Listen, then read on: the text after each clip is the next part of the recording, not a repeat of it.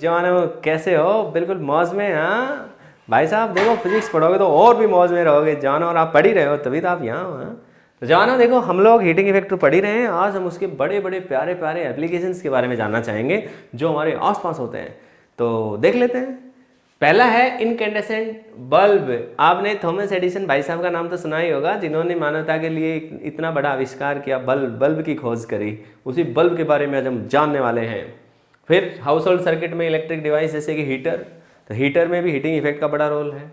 Fuse wire बताऊंगा क्या होती है, सारी बातें मैं लिख देता हूँ, लिखी है मैंने सारी बातें। लॉन्ग डिस्टेंस पावर ट्रांसमिशन करते हैं तो वो हाई वोल्टेज पर होता है, क्यों होता है?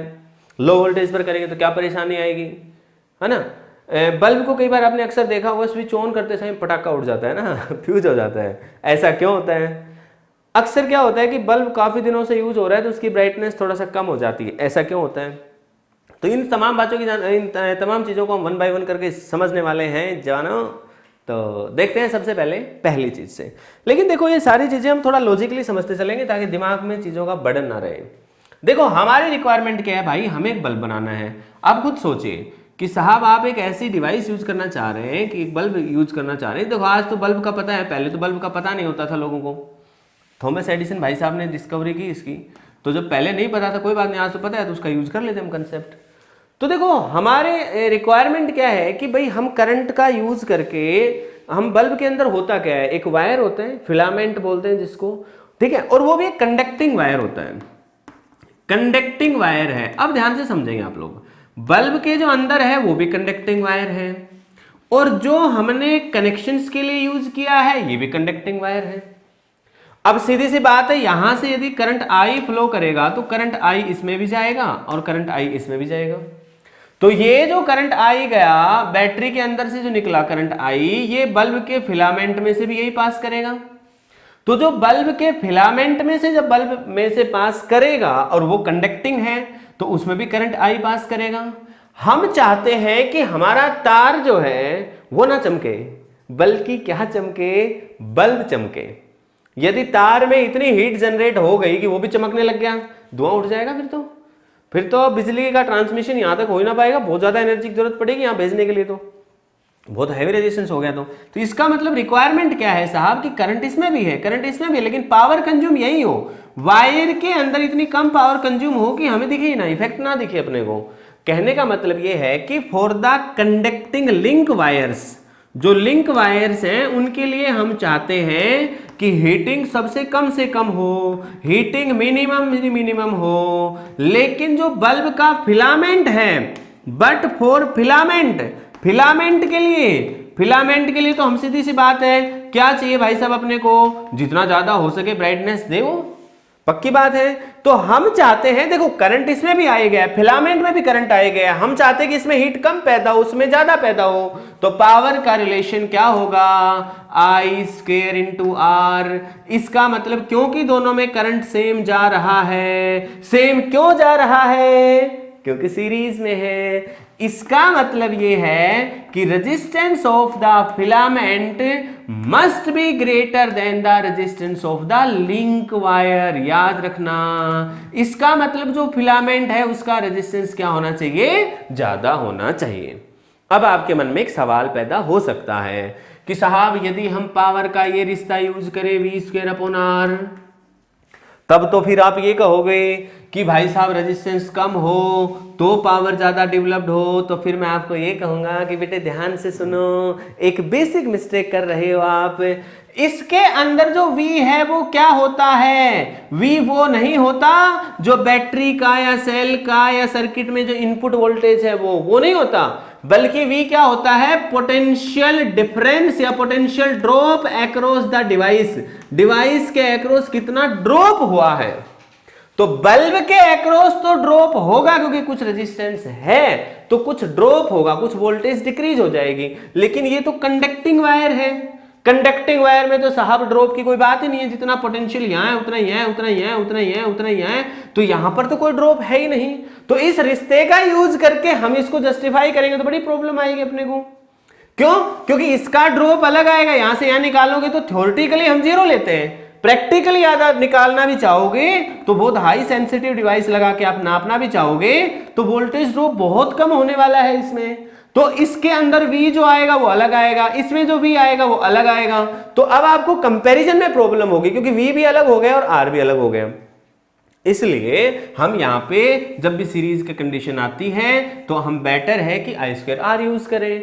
तो वायर में करंट I फ्लो कर रहा है, बल्ब में भी I करंट जा रहा है, जब इसमें करंट I है और इसमें भी करंट I ही जा रहा है तो क्या होना चाहिए साहब, इसमें करंट I गया तो इसका रेजिस्टेंस ज्यादा होना चाहिए। मतलब ये हुआ कि जो बल्ब का फिलामेंट है उसका रेजिस्टेंस ज्यादा होना चाहिए और वो कंडक्टर भी होना चाहिए। तो हमने कंडक्टर्स को सर्च करना शुरू किया कि साहब किसका रेजिस्टेंस ज्यादा है, तो हमें कई चीजें मिली। फिर साथ ही साथ में और क्या रिक्वायरमेंट है कि चलो गर्म भी हो गया, गर्म होने के बाद अब मान लो एक गर्म हुआ लेकिन गर्म होने के बाद वो ब्राइटनेस जो है वो नहीं दे रहा, उसकी प्रॉपर्टी हीटिंग तो है, हीट तो हो गया लेकिन हीट का जो रेडिएशन वाला पार्ट है, हीट एनर्जी से जो रेडिएशन एनर्जी इमिट होने वाली हमें यहाँ पे वो कम मिल रही है। मतलब एक ऐसा मटेरियल हमें मिले, रोशनी कब होगी जब लाइट एनर्जी हमारी आंखों पे आएगी तब हम कहेंगे कि साहब रोशनी है, ठीक है। अब एक बल्ब है रेड है, एक ग्रीन है और एक है व्हाइट, तो व्हाइट वाले से मतलब सीधी सी बात है उसकी ज़्यादा उसके अंदर सभी तरह की वेवलेंथ प्रेजेंट है तो that is more effective for us. और उसकी हम ये कहेंगे देखो इंटेंसिटी तो किसी केस में ज़्यादा भी हो सकती है, कम भी हो सकती है, वो एक अलग फैक्टर है, मैं उसकी चर्चा भी नहीं करूँगा। लेकिन जो काम की बात है वो ये है कि व्हाइट लाइट की प्रोडक्शन चाहिए थी हमें, तो एक ऐसा सब्सटेंस होना चाहिए जो गर्म होने के बाद व्हाइट हो जाए। तो हमने सर्च करना शुरू किया तो देखो पहली रिक्वायरमेंट क्या हुई, रेजिस्टेंस ज्यादा चाहिए। आपको जब तक ये बात समझ में नहीं आएगी ना तब तक मटेरियल का नाम लूंगा, आपको पता है टंगस्टन यूज होता है भाई, आपको भी मालूम है, लेकिन वो क्यों यूज होता है वहां तक समझे तो सही। तो भाई साहब पहली बात ये कि रेजिस्टेंस ज्यादा होना चाहिए, पहली बात। दूसरी बात कि वो गर्म होने के बाद लाइट रेडिएशन इमिट करे और व्हाइट रेडिएशन को इमिट करे, उसकी कंडेंसेंट प्रॉपर्टीज हो कि भाई रेडिएशन को इमिट कर रहा है, ऐसी प्रॉपर्टीज उसके अंदर हो। तो हमने सर्च करना शुरू किए। तो दूसरी प्रॉपर्टी कैसी होनी चाहिए, आफ्टर हीटिंग या on heating it must radiate radiations, white radiations, ये लाइट रेडिएशंस को इमिट करना चाहिए। ये मान लो ऐसी रेडिएशंस को इमिट कर रहा है जो विजिबल रीजन में नहीं है या विजिबल रीजन के एक सिर्फ छोटे हिस्से में प्रेजेंट कर रही है, तो वो इतना अच्छा बल्ब नहीं होगा हमारे लिए। तो हमारे लिए अच्छा बल्ब कौन सा होगा, जो विजिबल रीजन की पूरी वेवलेंथ को कवर करे, तो हम कहेंगे साहब ये अच्छा बल्ब है। तो हमारी रिक्वायरमेंट, पहली रिक्वायरमेंट क्या हुई, फॉर ए बल्ब हम देखें प्रॉपर्टीज क्या क्या होनी चाहिए। पहली बात उसका रेजिस्टेंस, जो बल्ब के लिए जो वायर यूज करेंगे उसका रेजिस्टेंस ज्यादा होना चाहिए, पहली बात। दूसरी बात क्या होनी चाहिए, इट मस्ट इमिट, मस्ट बोला है मैंने not should, it must for a good quality, it must emit visible radiations, ये विजिबल रेडिएशंस को इमिट करना चाहिए, ठीक है। और तीसरी बात भाई साहब ये मेल्ट भी नहीं होना चाहिए, that means it should have high melting point, इसका मेल्टिंग पॉइंट हाई होना चाहिए। यदि मेल्टिंग पॉइंट कम हुआ तो फायदा क्या हुआ, थोड़ी देर में गर्म होते ही पिघल के गिर गया, यूज ही ना हो पाया। तो इन सब तमाम चीजों को हमने सर्च किया डिफरेंट डिफरेंट मटेरियल्स के लिए। हमने पाया कि जो टंगस्टन है, टंगस्टन जो मटेरियल है इसके लिए लगभग मेल्टिंग पॉइंट 3380 डिग्री सेल्सियस के आसपास होता है। तो यदि हम इसको यूज़ करते हैं वो इन तमाम बातों पर खरा उतरता है और वो हमारे लिए बल्ब का काम करता है। लेकिन एक बात उसमें हमें ध्यान रखनी पड़ती है कि टंगस्टन को ऐसा नहीं है कि बल्ब सीधा टंगस्टन लगा दिया और वो ग्लो करने लग गया, ऐसा नहीं होगा। टंगस्टन ऑक्सीडाइज हो सकता है, इसलिए हमें क्या करना पड़ता है, बल्ब के अंदर जो बल्ब है उसके अंदर जब टंगस्टन वायर की बात करते हैं तो साहब ये इसके अंदर गैस, इनर्ट गैस भरी होती है बल्ब के अंदर, inert gas, neon gas, argon gas, nitrogen gas, ये इस तरह की गैस, इसमें नाइट्रोजन भी भरते हैं, ठीक है। इनर्ट गैस वैसे आप सबको मालूम है जो पीरियोडिक टेबल में लास्ट गैसेज आती है वो गैस इसमें भरते हैं। ऐसा क्यों कहते हैं, क्यों करते हैं ऐसा, क्योंकि यदि इसमें ऑक्सीजन होगी तो भाई साहब ये फायर कैच कर जाएगा और जल जाएगा, ठीक है। तो यहां पर हमारे पास क्या रिक्वायरमेंट, क्या चीजें आ गई, इनकैंडेसेंट बल्ब के लिए क्या हो गया, पहली रिक्वायरमेंट रेजिस्टेंस हाई होना चाहिए साहब, ये बात लिख रखी है मैंने, हाई रेजिस्टेंस होना चाहिए। ये इमिट करे visible radiations, it must emit visible radiations of all the wavelengths और nearly all wavelengths, nearly all wavelengths, लगभग सभी तरह की वेवलेंथ को इमिट करे, मतलब वाइड इमिशन हो। उसके बाद क्या होना चाहिए, इसका मेल्टिंग पॉइंट हाई होना चाहिए, ठीक है, ये बेटर था कि ऑक्सीडाइज ना हो, लेकिन यदि ऑक्सीडाइज हो रहा है, इसी वजह से हम क्या कर रहे हैं, इसको बल्ब में पैक करके यहाँ पर गैसेस डाल रहे हैं, इनर्ट गैसेस डाल देते हैं, ऑक्सीजन नहीं रहती वहाँ पे, इनर्ट गैसेस होती है, तो गर्म होने के बाद भी हाई टेम्परेचर पर भी आग कैच नहीं करता, फायर कैच नहीं करता, नहीं तो भाई साहब धुआं उड़ जाता। हाँ, तो प्यारे जवानों ये बेसिक बातें थी, इसका मेल्टिंग पॉइंट ज़्यादा होता है, तो आपको ये बातें पता होनी चाहिए। हालांकि एक इसकी ड्रॉबैक है, एक इसकी प्रॉब्लम है इस तरह के बल्ब की। प्रॉब्लम क्या है, क्योंकि ये हीटिंग इफेक्ट पर बेस्ड है, तो यहां पर देखो कन्वर्जन किस तरह से हो रहा है, कई बार पूछ लेते हैं कि किस तरह से कन्वर्जन हुआ। तो साहब यहां पर जो एनर्जी आई, इलेक्ट्रिकल एनर्जी को इसने किस फॉर्मेट में कन्वर्ट किया, हीट और लाइट एनर्जी में कन्वर्ट किया, या हीट और रेडिएशन में कन्वर्ट किया।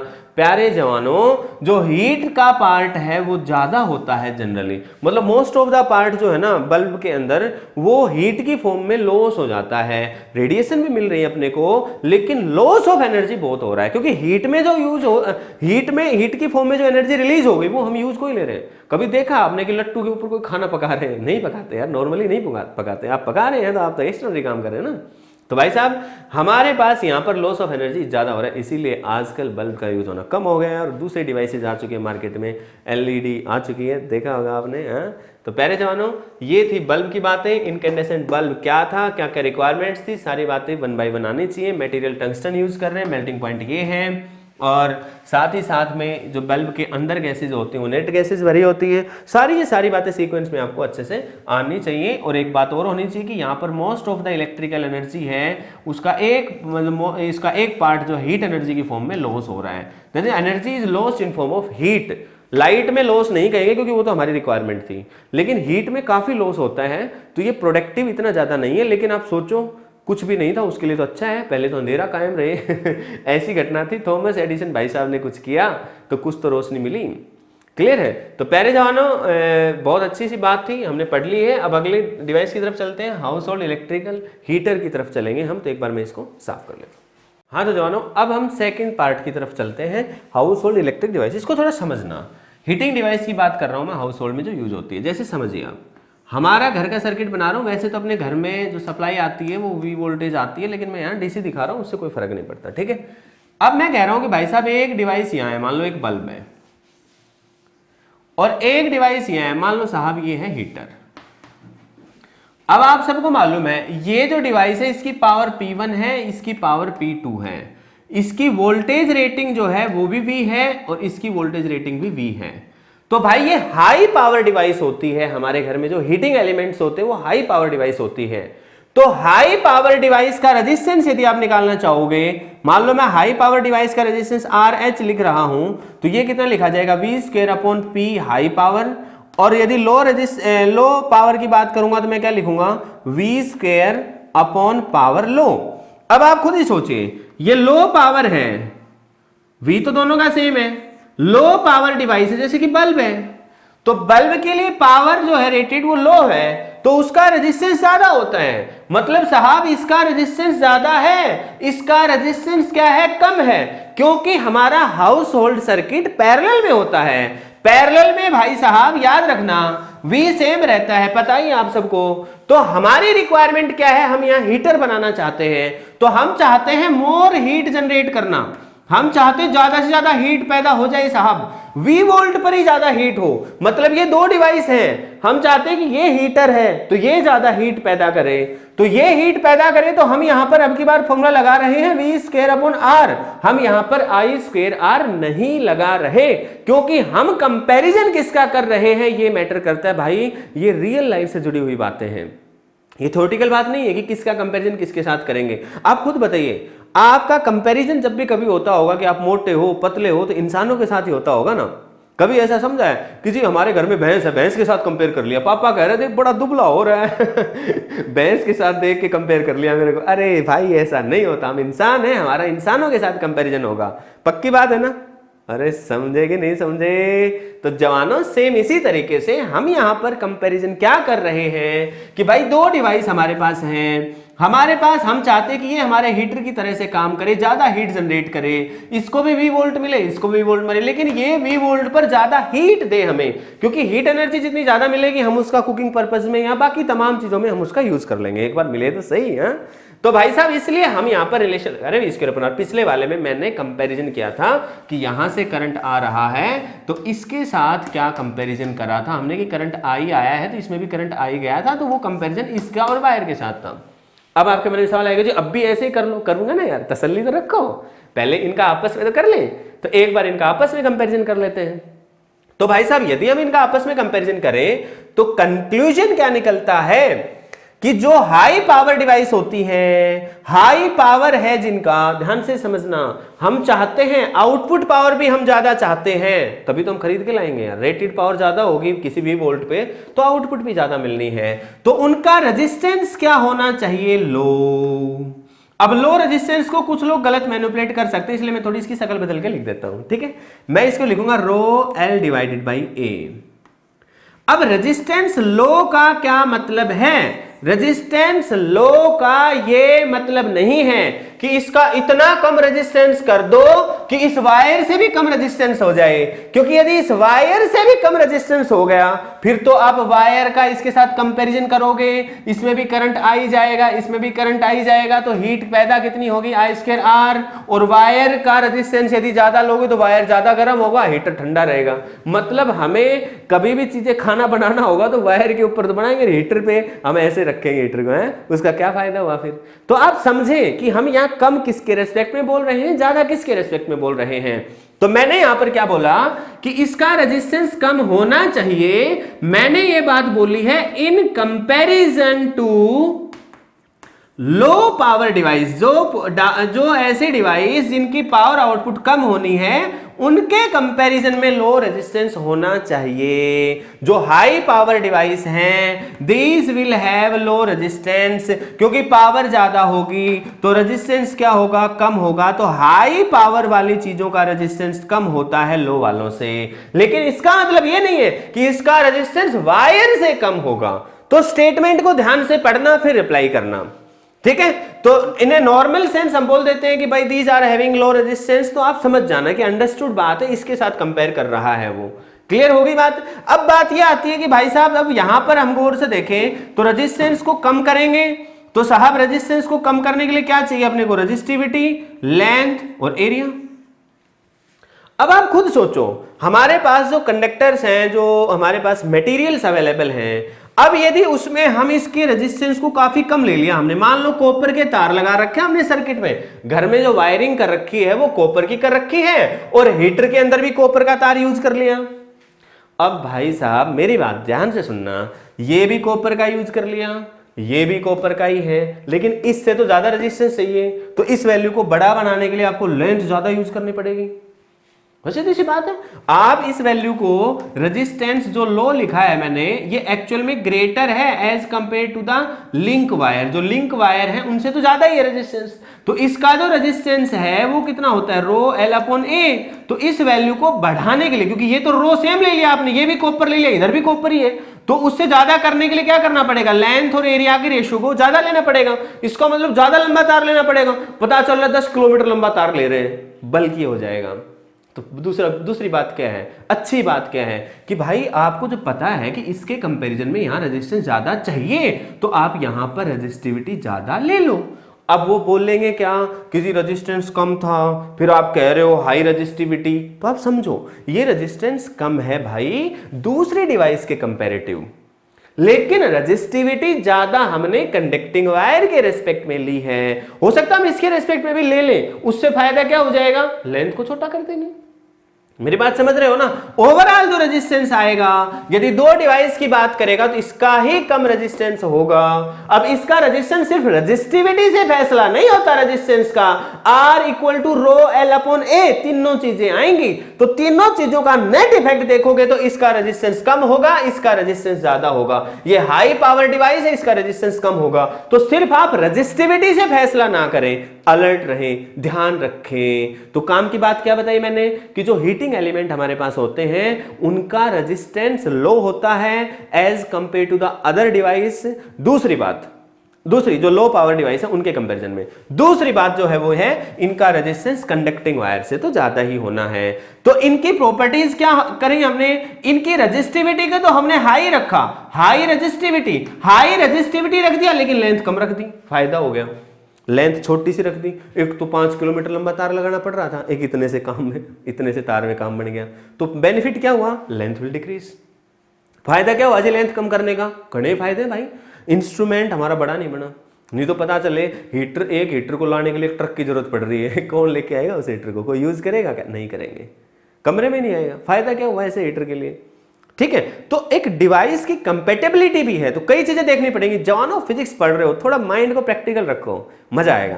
कि प्रैक्टिकल चीज बना रहे हैं तो हमें मशीन ऐसी चीज भी बनानी है जो हीट ज्यादा करे, लेकिन यह भी ध्यान रखना है कि पैसे भी कम लगे, कॉस्ट भी कम हो, साथ में हैंडल करना भी आसान हो। अब इतनी बड़ी बन जाती जिसको हैंडल ही नहीं कर सकते थे तो मुसीबत होती। तो इसलिए हमारा ध्यान लेंथ पर भी था, तो हमने इसकी लेंथ को कम रखा। तो लेंथ क्या होनी चाहिए भाई साहब, लेस, जितना कम कर सकते हो तो इसको बढ़ा दो, इसको कम कर दो।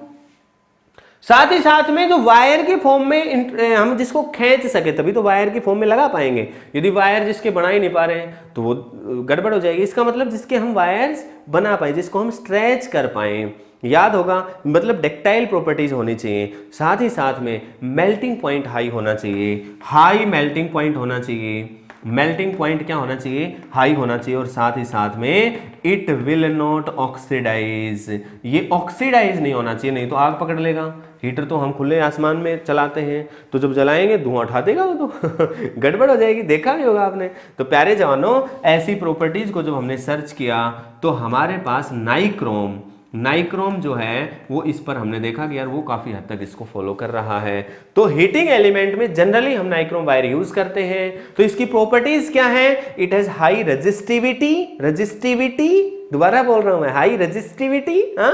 लेंथ क्या होती है, because it is high resistivity, that is why its length is less and it can be easily drawn into wires. It is also the property. आपसे पूछेगा नाइक्रोम का क्यों यूज किया, it is high resistivity, because it is having high resistivity, so the length use will be less, it will be cost effective. And third point is that it can be stretched into wires, हम इसके तार बना सकते हैं। अगला point है कि इसका मेल्टिंग पॉइंट ज्यादा होता है, पिघलेगा नहीं। और इससे अगली और इंपॉर्टेंट बात है कि ये it will not oxidise easily, ये जल्दी से ऑक्सीडाइज नहीं होगा। ऐसा नहीं है कि ऑक्सीजन के कांटेक्ट में आते धुआं उठा देगा जल्दी से। तो प्यारे जवानों, हीटिंग डिवाइस के कंपैरिजन में, मतलब हीटिंग डिवाइस के लिए क्या क्या चीजों की जरूरत पड़ेगी और कैसे हम फैसला करेंगे, तो शायद ये 2 बातें मैंने अभी तक बताई अच्छे से समझ आ गई होंगी।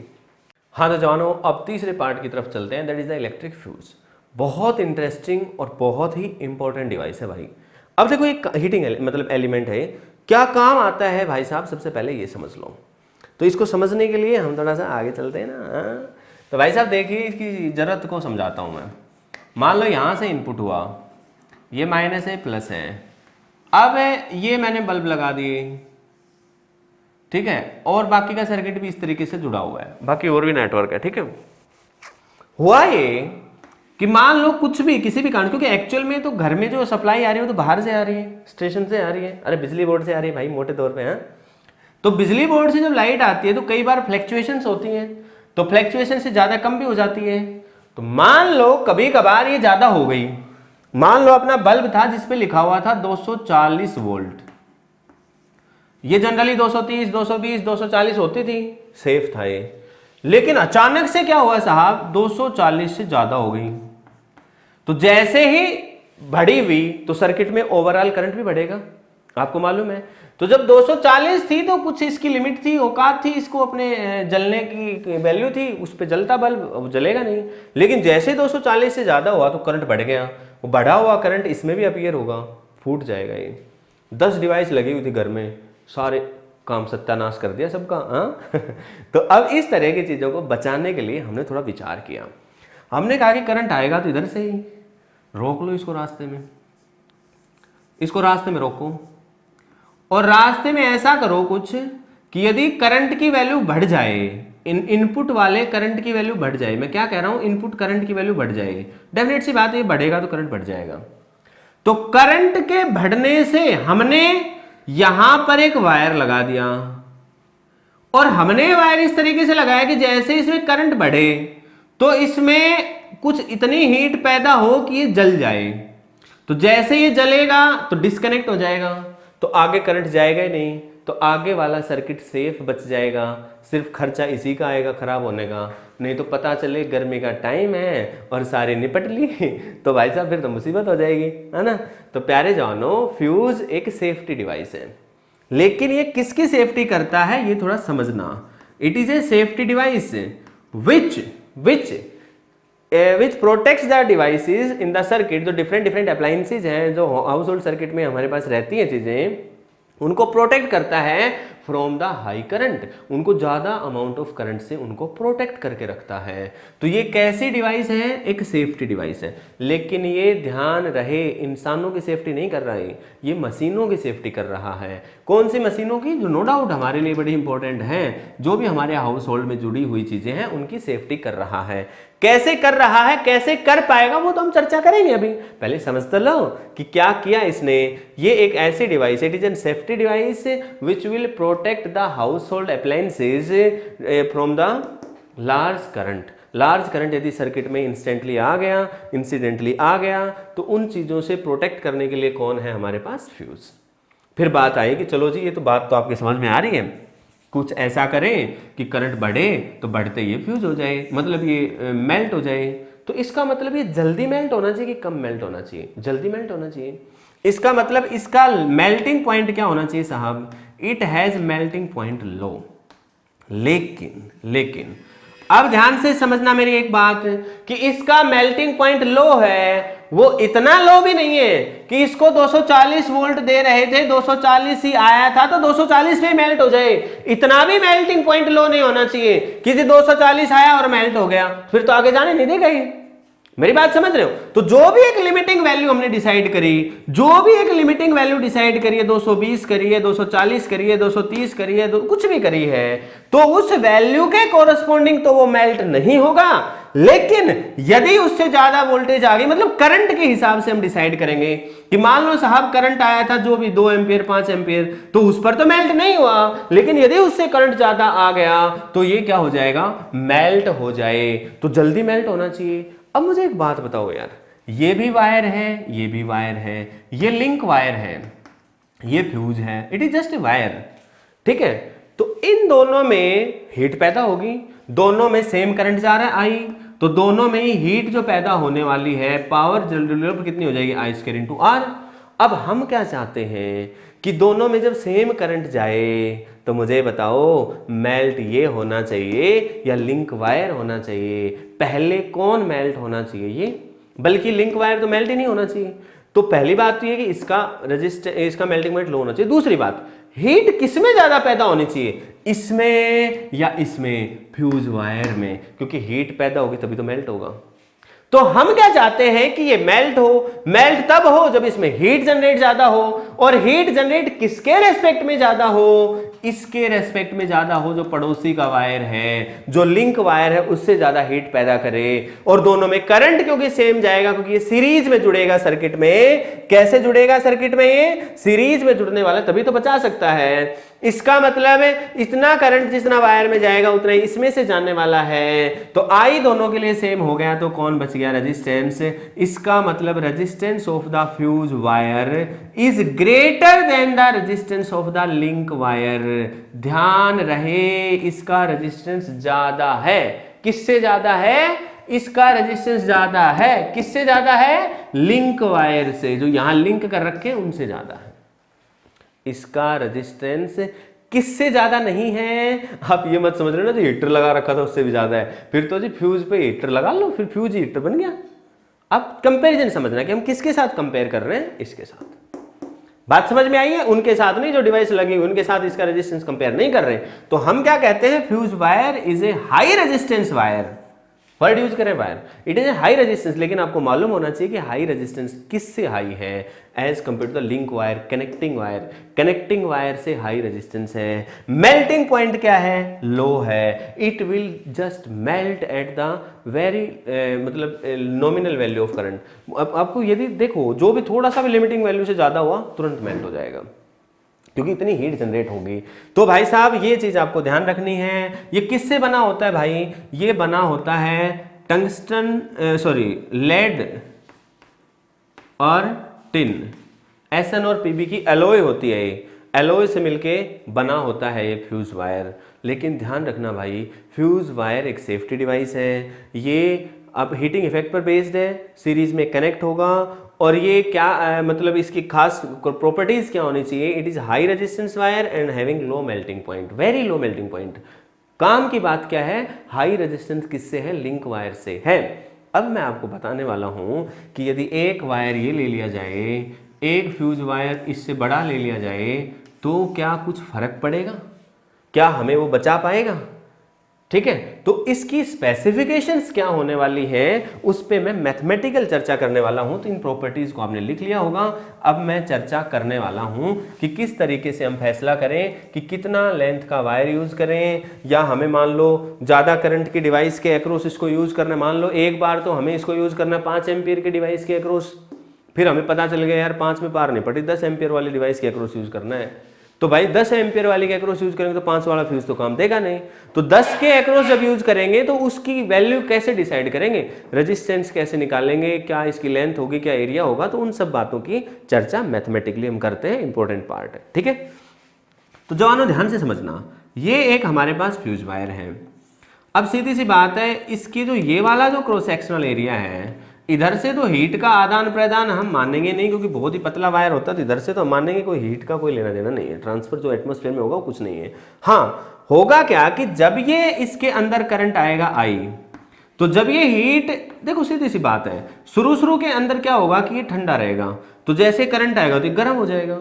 आपने अक्सर देखा होगा गैस का बर्नर है, जैसे आपने उसमें गर्म करना शुरू किया तो गर्म होना शुरू हो गया, एक स्टेज ऐसी आएगी उससे ज्यादा उसका टेम्परेचर राइज नहीं हो रहा है। देखा होगा, मान लो यदि ऐसी कोई स्टेज नहीं आती तो मेल्ट हो जाना चाहिए था, वो कभी ना कभी तो मेल्ट होना चाहिए था। आपको पता है कोई फंक्शन होता है, शादी होती है, उसमें तो पूरे दिन एक सिलेंडर लगा दिया, पूरी गैस की जो है तो उस पूरा सिलेंडर ही खत्म हो जाता है, फिर भी मेल्ट नहीं होती वो। क्यों भाई? क्योंकि होता यह है कि उसका टेम्परेचर शुरू में नॉर्मल टेम्परेचर मान लो 30 डिग्री सेल्सियस है, जैसे वो गर्म होना शुरू बढ़ना शुरू हो गया 100 200 300 400, मान लो 500 डिग्री सेल्सियस जाके कांस्टेंट हो गया। कांस्टेंट हुआ कैसे, ये समझने की बात है। हुआ ऐसे साहब कि इसके अंदर हीट जनरेट हो रही थी I² इंटू आर के कोरस्पॉन्डिंग, I² से हीट जनरेट हो रही थी। मान लो इसको एनर्जी मिली 10 जूल एक सेकंड में, और ये 10 जूल ही बाहर छोड़ दे, तो इसने खुद तो रखी नहीं, तो इसकी तो जितनी एनर्जी कंटेंट था उतना ही रहा, तो जितना इसका टेम्परेचर था उतना ही रहेगा। इसका मतलब ये है कि यदि ये एनर्जी गेन कर रहा है, एनर्जी गेन पर सेकंड यदि एनर्जी गेन है, वो एनर्जी लॉस्ट पर सेकंड के इक्वल आ जाता है, तो उस समय स्टेडी स्टेट आ जाएगी, उस समय इक्विलिब्रियम की हालात हो जाएगी। तो हम क्या कहेंगे कि in the steady state energy gain per second will be equal to energy lost per second. और प्यारे जवानों, 11th क्लास में एक छोटा सा कंसेप्ट हम लोग पढ़ते हैं, लेकिन यहाँ पर आप डायरेक्ट वो चीज़ समझ भी सकते हो कि जो हीट लॉस है वो सरफेस एरिया पे डिपेंड करती है। यदि हम ये मान लें let H is the heat lost per second per unit surface area, per unit surface area से मतलब एक यूनिट एरिया से हीट लॉस एक सेकंड में H जूल हो रही है, तो यदि हम इस वायर की लेंथ को L मान लें, इसके एरिया ऑफ क्रॉस सेक्शन को A मान लें, हम यहां पर अज्यूम कर रहे हैं, assuming that no heat is lost from the end points. ठीक है, हालांकि काफी होगी थोड़ी बहुत, लेकिन हम यहां पर ये अजम्पशन ले रहे हैं फॉर द कैलकुलेशन को आसान बनाने के लिए। ठीक है, तो थोड़ा सा इसका मतलब जो टोटल हीट लॉस लिखेंगे तो एनर्जी गेन पर सेकंड कितना हो रहा है I² इंटू आर, और हीट लॉस कितना होगा एक सेकंड में, जो हीट लॉस पर सेकंड हुआ वो कितना हुआ, पर यूनिट एरिया था तो एरिया से मल्टीप्लाई कर दो, और इसका एरिया कौन सा लिखा जाएगा 2πRL, इसका कर्ड सरफेस एरिया, सिलेंड्रिकल ले रहे हैं तो कर्ड सरफेस एरिया। बात समझ में आई कि एक एरिया होता तो हीट रिलीज होती एक सेकंड में H, लेकिन हमें नहीं मालूम कितना एरिया है तो उसके एरिया से मल्टीप्लाई कर दिया। तो भाई सीधी सी बात है, जितनी हीट रिलीज होने वाली है 1 सेकंड में यह फैसला करेगी कि वो कितनी मैक्सिमम करंट को अपने अंदर से पास करने दे सकता है। मान लो किसी चीज से हीट ज्यादा पास कर सकती है, ज्यादा फ्लो कर सकती है, तो ज्यादा करंट, भाई सीधी सी बात है। मान लो एक तो ये है, एक दूसरा फ्यूज वायर यूज किया मैंने, मान लो इसमें तो 10 जूल एनर्जी आती थी तब इक्विलिब्रियम की हालत आती थी, और इसके अंदर 5 जूल पे इक्विलिब्रियम आ जाता है, तो 5 जूल के कोरस्पॉन्डिंग तो करंट भी तो कम आएगा, तो ये कम पे हो जाएगा, ज्यादा करंट को टॉलरेट कर पाएगा। तो प्यारे जवानों, सीधी साधारण सी बात क्या है कि भाई इसके अंदर जितना करंट आया उसके कारण जितनी इसमें एनर्जी पैदा हुई, जितनी एनर्जी पैदा हुई थी, ये जितना ज्यादा बाहर भेजेगा तो उतना ही ज्यादा सहन कर पाएगा। सीधी सी बात है, 1 सेकंड में। तो जितना फ्यूज हमें ज्यादा करंट की वैल्यू को टॉलरेट करने वाला चाहिएगा, तो उसके लिए एच की वैल्यू का ज्यादा होना जरूरी है, क्योंकि करंट तो एच के डायरेक्टली आ रहा है यहाँ पे। तो यदि हम ध्यान से देखेंगे तो ये क्या था, हीट, ये रेजिस्टेंस था, तो हम यहाँ पर वैल्यू रख लेते हैं रो एल अपॉन ए, ये वायर का रेजिस्टेंस था, फ्यूज वायर का ही, this is H into 2 pi r into L, L से एल कट गया। प्यारे जवानों, इस एरिया को हम क्या लिख सकते हैं, पाई इंटू आर स्क्वेयर, इसकी रेडियस हम मान लेते हैं r, r is the radius, कौन सी, क्रॉस सेक्शनल रेडियस मानी हमने। यहां से ध्यान से समझना, जगह की कमी के कारण मैं ऊपर ले जा रहा हूं, या नीचे दिख जाएगा, चलो अभी अभी तो आई स्क्वेयर की वैल्यू कितनी हो जाएगी, एच इंटू, ध्यान से देखना भाई, 2 तो है ही, पाई जाएगा तो पाई का स्क्वेयर, आर स्क्वेयर था, ये आर है तो आर का क्यूब, और ये नीचे क्या चला जाएगा, रो, और ये क्या आ जाएगा, स्क्वेयर था ना, तो आप इसका स्क्वेयर रूट ले लो, या चलो स्क्वेयर ही रहने दो, ठीक है, थोड़ी देर के लिए स्क्वायर रहने दो। अब समझो आप ध्यान से, मतलब ये हुआ कि जो करंट कितना फ्लो करने वाला है किसी फ्यूज वायर से, वो उसकी लेंथ पे डिपेंड नहीं कर रहा। देखो लेंथ तो कट चुका है, लेकिन वो रेडियस की क्यूब पे डिपेंड कर रहा है।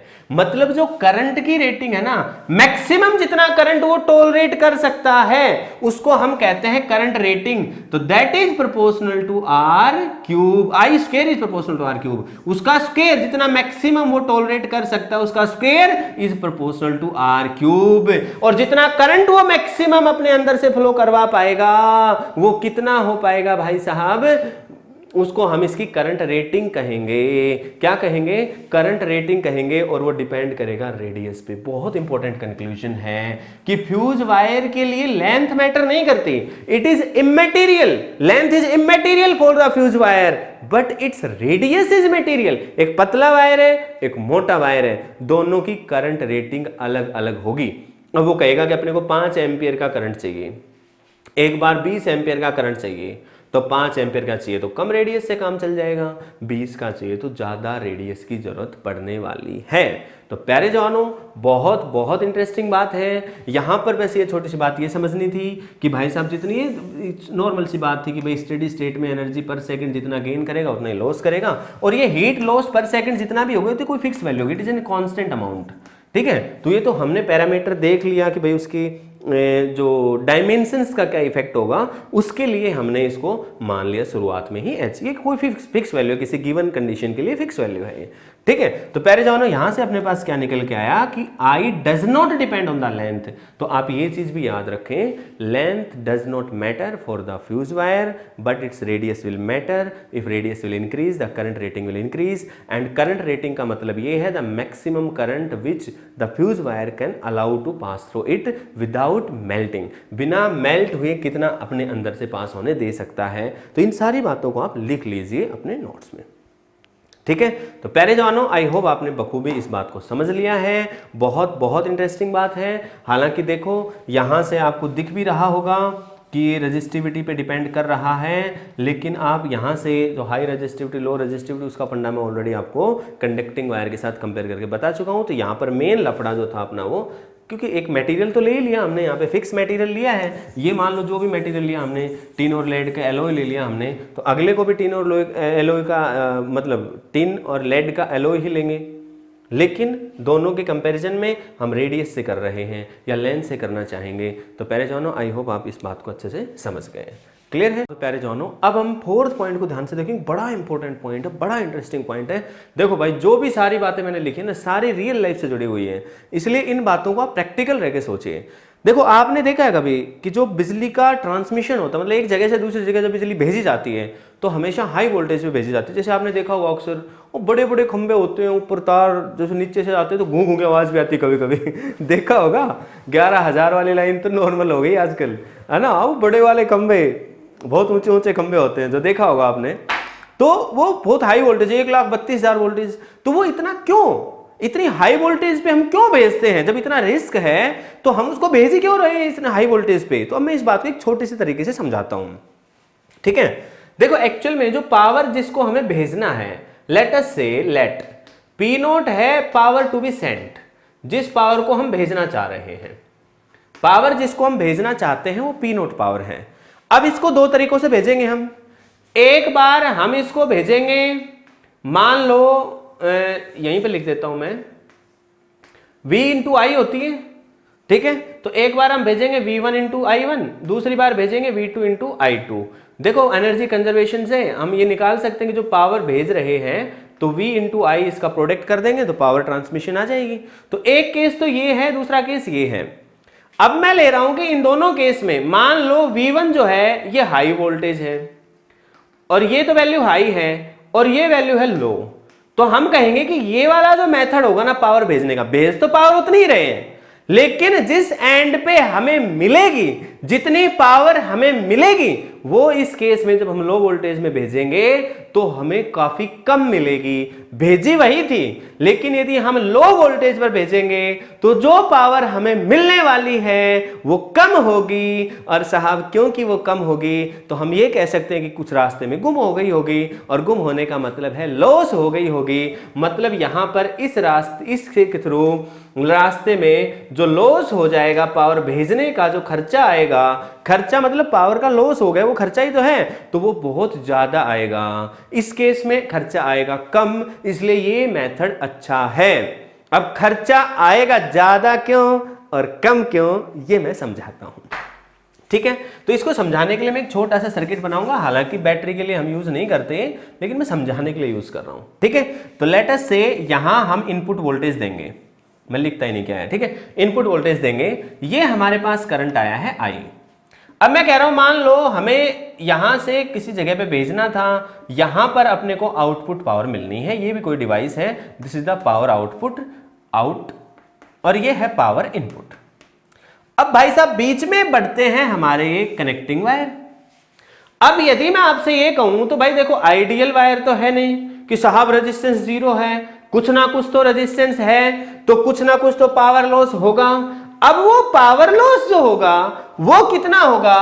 पावर लॉस जो निकालेंगे वो आएगा आई स्क्वायर इंटू आर, और हमें मालूम है I की वैल्यू को कैसे निकाल सकते हैं हम। यदि P को हम लिखना चाहें V इंटू आई से, तो जो I आएगा वो कितना आएगा? जो टोटल पावर जितना भेजना चाह रहे हैं वो डिवाइडेड बाई V, जिसके ऊपर भेजना है, तो इसका भी स्क्वायर, इसका भी स्क्वायर इंटू R। और यदि V की वैल्यू ज्यादा रही, यदि V की वैल्यू रही ज्यादा, इसका मतलब जो पावर लॉस है वो क्या हो जाएगा? कम। इसका मतलब हाई वोल्टेज पे भेजना बेनिफिशियल है। फिर आपके मन में एक सवाल आएगा कि जी ये फॉर्मूला यूज ही क्यों कर रहे हो पावर लॉस के लिए, जब पावर लॉस के लिए हम ये फॉर्मूला भी तो यूज कर सकते हैं, V square divided by R। भाई रेजिस्टेंस तो वायर का जितना उतना ही है।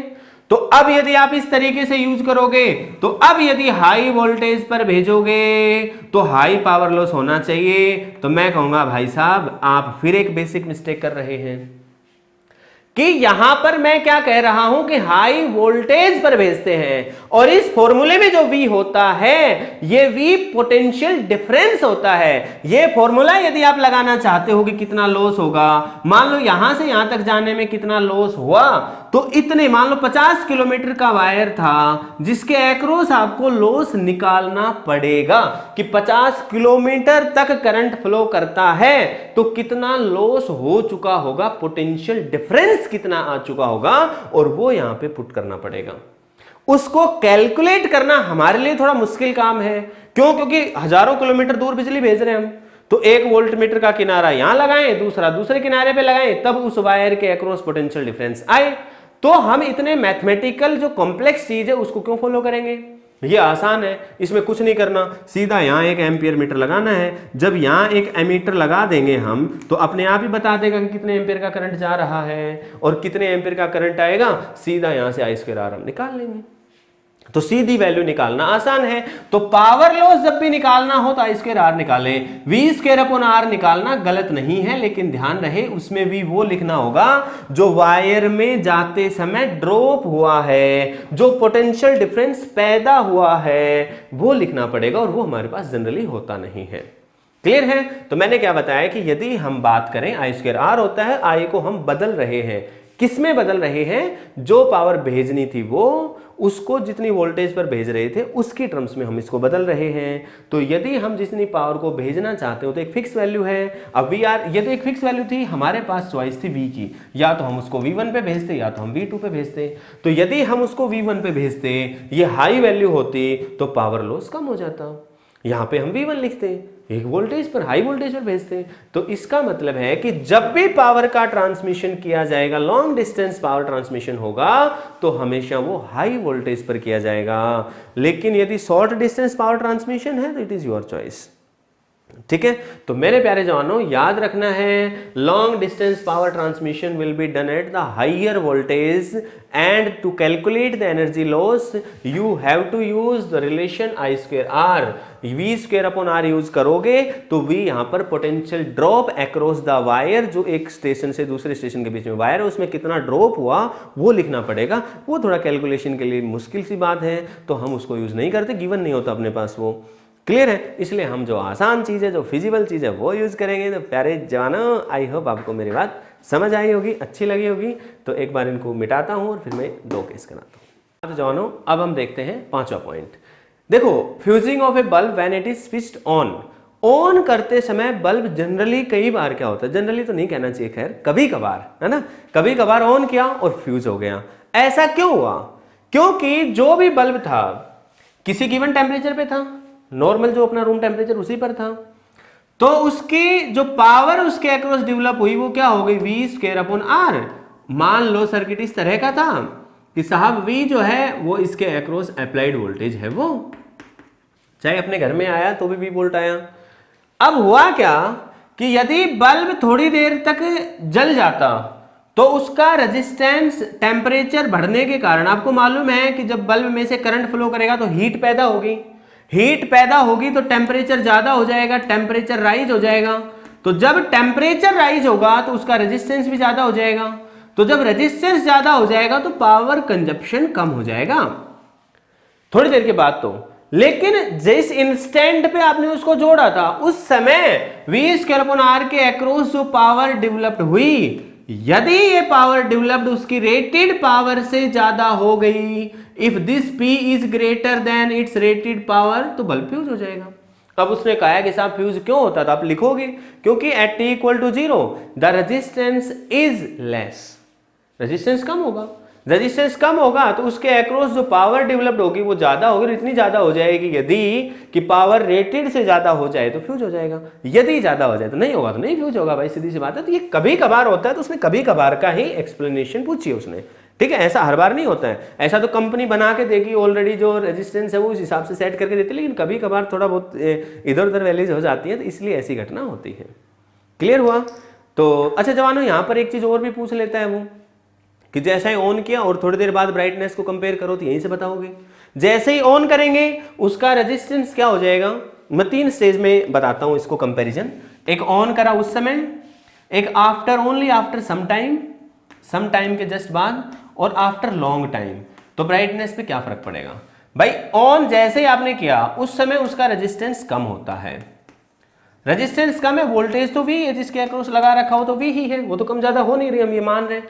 तो भाई साहब P की वैल्यू आएगी जो भी आएगी, P1 आ गई, ठीक है। लेकिन इसका रेजिस्टेंस कम था तो ये वैल्यू क्या आएगी? ज्यादा आएगी। इसका मतलब ये पावर क्या आई? ज्यादा आई, तो ये ज्यादा ब्राइट होगा। इसका मतलब बल्ब कैसा होगा? मोर ब्राइट होगा। अब आ जाओ सम टाइम, इसके साथ ही तो कंपेयर कराए कि जब सम टाइम हो जाएगा तो रेजिस्टेंस क्या हो जाएगा? कुछ ज्यादा हो जाएगा। रेजिस्टेंस ज्यादा क्यों हो जाएगा? क्योंकि टेम्परेचर बढ़ चुका है, पहले नॉर्मल टेम्परेचर था, अब टेम्परेचर बढ़ चुका है तो रेजिस्टेंस ज्यादा हो गया। रेजिस्टेंस के ज्यादा होने के कारण पावर क्या हो जाएगी? कम हो जाएगी, तो ब्राइटनेस कम हो जाएगी। ठीक है। अब इतना है, इतना नहीं है कि साहब इतनी ज्यादा कम हो गई कि इसका मतलब अच्छा पहले तो ऐसे चलेगा और फिर तो ऐसे हो जाएगा। अरे ऐसा नहीं, जैसे तो थोड़ा बहुत फर्क पड़ा, यदि वो बहुत ज्यादा डिक्रीज है तो हम आंखों से देख पाएंगे। हमारी आंखें इतनी ज्यादा सेंसिटिव नहीं होती हैं कि हम बिल्कुल हल्की फुल्की चीज भी देख पाए, ठीक है। तो इतना मेजरेबल चेंज हुआ तो हम देख पाएंगे, नहीं तो नहीं देख पाएंगे। क्लियर है, लेकिन थ्योरेटिकल वैल्यू हम कैलकुलेट कर सकते हैं। अब बात आती है लॉन्ग टाइम। अब इसकी और इसकी बात है, बहुत समय हो चुका है, बहुत समय हो चुका है, तो उस समय तो इसका रेजिस्टेंस कांस्टेंट हो चुका होगा। फिर आपके मन में सवाल आएगा जी क्यों हो चुका होगा कांस्टेंट? क्योंकि इसका टेम्परेचर कांस्टेंट हो चुका होगा। फिर आपके मन में सवाल आएगा जी टेम्परेचर कांस्टेंट क्यों हुआ? फिर मैं कहूंगा जाओ ना फ्यूज वायर वाला केस देखो ना एक बार, हाँ इसी में तो कराया मैंने कि जितनी हीट लेगा उतनी हीट बाहर छोड़ देगा। तो खुद तो उसने कुछ रखी नहीं, खुद उसने रखी नहीं तो उसका टेम्परेचर राइज क्यों हुआ? जैसा कि गैस बर्नर में होता है, शुरुआत में जब आप चलाओगे तो गैस से बर्नर जो गर्म होता जाएगा, गर्म होता जाएगा, एक स्टेज आएगी कि अब उतना ही टेम्परेचर रहेगा, उससे ज़्यादा टेम्परेचर नहीं होगा। तो जब वो स्टेडी स्टेट को अचीव कर चुका है, लॉन्ग टाइम का मतलब कि स्टेडी स्टेट आ चुकी है, उसका टेम्परेचर कांस्टेंट है, तो अब कुछ भी ब्राइटनेस होगी, अब वो ब्राइटनेस उसकी फिक्स हो जाएगी। तो ब्राइटनेस ज्यादा थी कम हो जाएगी और फिर कांस्टेंट हो जाएगी अल्टीमेटली। क्लियर हो गई ये बात? तो प्यारे जवानों ये पांचों पॉइंट खत्म हो चुका है। अब मैं बताता हूं decrease in brightness of the bulb after long use. अब इस बात को समझना, इसके साथ ये मैंने बताया ना लॉन्ग यूज और ये चीज का क्या मतलब है। जनरली ये लॉन्ग यूज, यहां पर जो वर्ड यूज हुआ है मैं ऐसे लिख देता हूं काफी लॉन्ग यूज का मतलब कई दिन हो चुके हैं। अब लॉन्ग यूज हो चुका है तो अब ध्यान से समझना, मैं एक छोटी सी बात आपको बताता हूं। देखो भाई ये वायर, ये अपने पास बल्ब है, मुश्किल से ढूंढ के लाया हूं, दिख रहा होगा। इस बल्ब को थोड़ा सा अंदर से देखना, जैसे ये बल्ब का बॉटम वाला पार्ट है तो इसके बिल्कुल सामने यहां पर अंदर, ठीक है, क्योंकि वो फोड़ के ही दिखा सकता हूँ, वैसे दिखा नहीं सकता है। तो उधर वाले हिस्से में होता क्या है कि जो एल्यूमिनियम का जो सॉकेट है इसके अंदर वाले हिस्से पे आप क्या देखते हो कि जब बल्ब पुराना हो जाता है, यूज हो कि काफी दिन हो चुके होते हैं, तो आफ्टर लॉन्ग यूज, ये तो उसी दिन की बात है, ये तो थोड़ी देर की बात है, 10-15 मिनट में, 10-5 सेकंड में, मतलब मिनट में, 5 सेकंड में, 5-10 कुछ भी वैल्यू हो सकती है भाई। सेकंड में आएगी, मिनट में आएगी, स्टेडी स्टेट कब आएगी वी डोंट नो, ठीक है, 5-7 मिनट में आ गई मान लो। लेकिन ये लॉन्ग यूज की बात कर रहा हूँ, 10 दिन हो गए, 20 दिन हो गए, महीना हो गया, 1 साल हो गया, तब की बात कर रहा हूँ। तब क्या होता है, हमें पता है कि इसके अंदर जो वायर है उसका अपना रेजिस्टेंस है R = ρL/A। और भाई होता क्या है कि जब ये जब करंट इसमें से बहुत कई दिन से फ्लो करते जा रहे हैं तो इसके ना कुछ पार्ट जो टंगस्टन इस पे लगा है, कुछ जो मटेरियल जो जिससे बना है फिलामेंट, तो वो थोड़ा वेपराइज होता रहता है, हल्का हल्का। इतना ज़्यादा वेपराइज हो कि फिर तो जलेगा ही नहीं ना, एक बार जलेगा फिर खत्म हो जाएगा, तो हल्का हल्का वेपराइज होता है। तो due to the long use and because the continuous vaporisation is there, तो उसके कारण होता क्या है कि इस फिलामेंट की मान लो ये इतना मोटा था फिलामेंट, तो अब ये थोड़ा वेपराइज हो गया, इसलिए इसकी जो रेडियस है वो घट चुकी है। रेडियस घटने से क्या हो गया साहब, एरिया घट गया। एरिया के कम होने से क्या हो गया साहब, रेजिस्टेंस बढ़ चुका है। इसका मतलब क्या हो गया, वही पावर = V²/R। तो अब V की वैल्यू तो फिक्स है क्योंकि पैरेलल में जोड़ रहे हैं, इसलिए ये रिलेशन लगा रहे हैं V²/R। यदि इसके अक्रॉस I की वैल्यू फिक्स होती तो हम वो लगाते, लेकिन यहां पर क्योंकि हाउस होल्ड सर्किट की बात करें यार, V तो वोल्टेज की बात है ना, तो कंपैरिजन के लिए V²/R लगाएंगे। तो एक नए बल्ब के कंपैरिजन में, ध्यान से समझना, इस वाले केस में हम कंपैरिजन कर रहे हैं एक नए बल्ब का एक काफी पुराने बल्ब के साथ। इस केस में एक बल्ब का कंपैरिजन किया, चाहे वो नया हो चाहे पुराना हो, उसको स्विच ऑन किया था तब से लेकर के और थोड़ी देर बाद जब वो स्टेडी स्टेट में आ गया तब का कंपैरिजन था, ठीक है। और इसमें हम क्या करें, एक नया बल्ब है और एक काफी पुराना बल्ब है। तो जब काफी पुराना बल्ब हमारे पास हो जाता है तो उसका एरिया ऑफ क्रॉस सेक्शन कम होने के कारण, रेजिस्टेंस बढ़ने के कारण उसकी पावर कंजप्शन जो है वो डिक्रीज हो जाएगी। और प्यारे जवानों, जब पावर कंजप्शन कम हो जाएगी तो आपको पता है पावर डिलीवर्ड भी कम होगी, मतलब ब्राइटनेस कम हो जाएगी। तो आई होप जवानों आपने अच्छे से सभी बातों को समझा है, तसल्ली पूर्वक आपने नोटिस करी है सारी बातें, ठीक है जवानों। एक केस और भी हम अक्सर पढ़ते हैं इसमें, 7th केस, लेकिन मैं एक न्यूमेरिकल की हेल्प से वो ऑलरेडी आपको करा दूंगा क्योंकि अच्छा क्वेश्चन बनता है।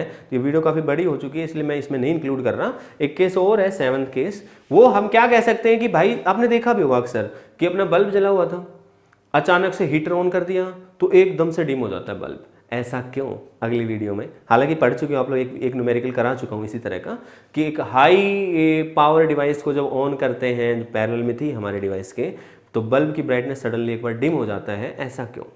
क्लियर है। तो प्यारे जवानों, ये सारे एप्लीकेशंस बहुत इंपॉर्टेंट है, बड़े इंटरेस्टिंग है, तो आप इनको तसल्ली से करिए। ठीक है, तो आज के लिए इतना ही, फिर आपसे मुलाकात होगी, तब तक के लिए goodbye, take care, physics पढ़ते रहो और मुस्कुराते रहो।